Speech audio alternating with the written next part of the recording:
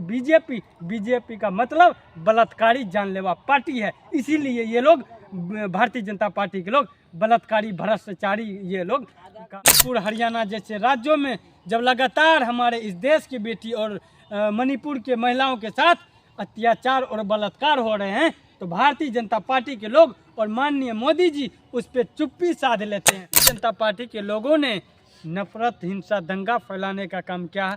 हिंदू को हिंदू में, भाई को भाई में, मुसलमान को मुसलमान में, दलित को दलित में बांटने और लड़ाने का जो काम किया है। ये नेता जब उस पर आवाज़ उठाते हैं, अडानी पर जब सवाल करते हैं तो माननीय मोदी जी और भारतीय जनता पार्टी के लोग वो सवाल से भाग जाते हैं। इसी के बाद से अब तक जब भी कांग्रेस पार्टी के कार्यकाल में रहा तो वह सभी लोग हिंदू, मुस्लिम, सिख, ईसाई आपस में सब भाई भाई मिल करके रहे। गाड़ी, महंगाई, भ्रष्टाचारी जैसे कोई मुद्दा दिख ही नहीं रहा है। इसीलिए ये लोग मंदिर, मस्जिद, हिंदुस्तान, पाकिस्तान का ये लोग मुद्दा उठा करके ये लोग टिप्पा टिप्पणी, चुनाव राजनीतिक साजिश। नमस्कार, आप देख रहे हैं प्राइम न्यूज़ बिहार। अभी 2024 चल रही है और 2024 की लोकसभा की चुनाव की सरगर्मी तेज हो चुकी है और हमारे साथ कांग्रेस के बिहार प्रदेश प्रवक्ता मोहम्मद अजमेर करीम जी है। इनसे बातचीत करें अपने कांग्रेस की तरफ से और बिहार में इनका किस तरह से लोकसभा की चुनाव की तैयारी चल रहा है। और दूसरी बात, राम मंदिर का 22 जनवरी को उद्घाटन भी है और फिर इधर तरह तरह के बिल ला रहे हैं एनडीए की सरकार, और ये किस तरह से अपने विपक्षी पार्टी किस तरह से देख रहे हैं इसके शासन में, यही सब मुद्दों पे बातचीत करेंगे। और हमारे साथ कांग्रेस के प्रवक्ता अजमेर करीम जी है, इनसे बातचीत करते हैं। तो हमारे न्यूज़ चैनल में स्वागत है। सबसे पहले आपके न्यूज़ चैनल के माध्यम से जितने भी दर्शक हैं उनको मेरा नमस्कार, आदाब, सलाम, सत श्री अकाल और नव वर्ष की हार्दिक शुभकामना, ढेर सारी बधाई जी। ये 2024 में ये जनवरी चल रही है और 22 जनवरी को राम मंदिर की उद्घाटन होनी है।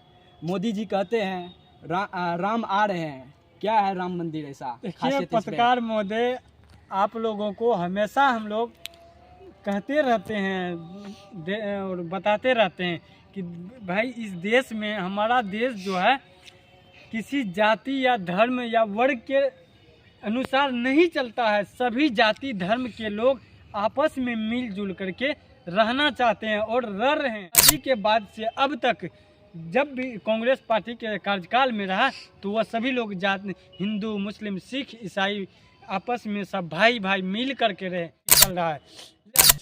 14 के बाद जनता पार्टी के लोगों ने नफरत, हिंसा, दंगा फैलाने का काम किया।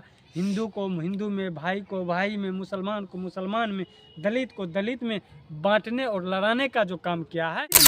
ये लोगों को अब कोई गाड़ी, महंगाई, भ्रष्टाचारी जैसे कोई मुद्दा दिख ही नहीं रहा है। इसीलिए ये लोग मंदिर, मस्जिद, हिंदुस्तान, पाकिस्तान का ये लोग मुद्दा उठा करके ये लोग टिप्पा टिप्पणी, चुनाव राजनीतिक साजिश कर। 9 सालों में एनडीए की सरकार बनी, अब 10वीं साल चल रही है और लोकतंत्र में कहा जा रहा है, जनता और विपक्षी पार्टी बोल रहे हैं कि बीजेपी की सरकार लोकतंत्र की हत्या कर रही है।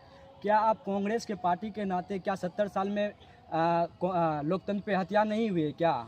आप देखिए जितना इस भारतीय जनता पार्टी के 10 सालों के कार्यकाल में हुआ है उतना हमारे कांग्रेस के कार्यकाल में या यूपीए सरकार के कार्यकाल में कतई नहीं हुई थी।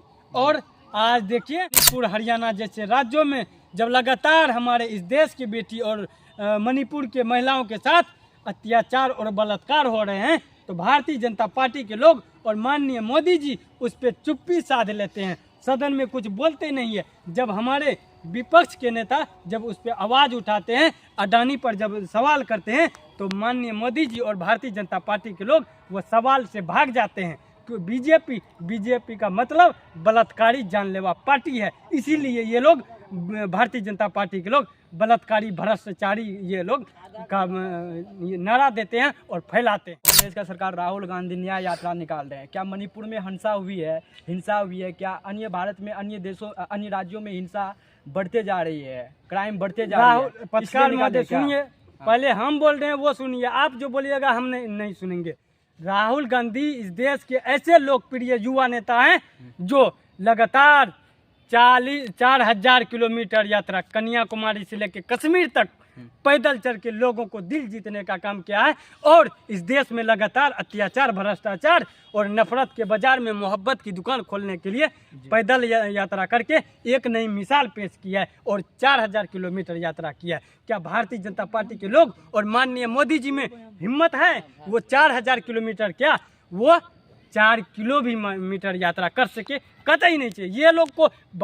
ये लोग देश के युवाओं से, देश के किसानों से इतना पैसा ले लिए हैं, इतना उसके जेब से पैसा खींच लिए हैं। ये लोग हमेशा ऐशो आराम की ज़िंदगी जी रहे हैं।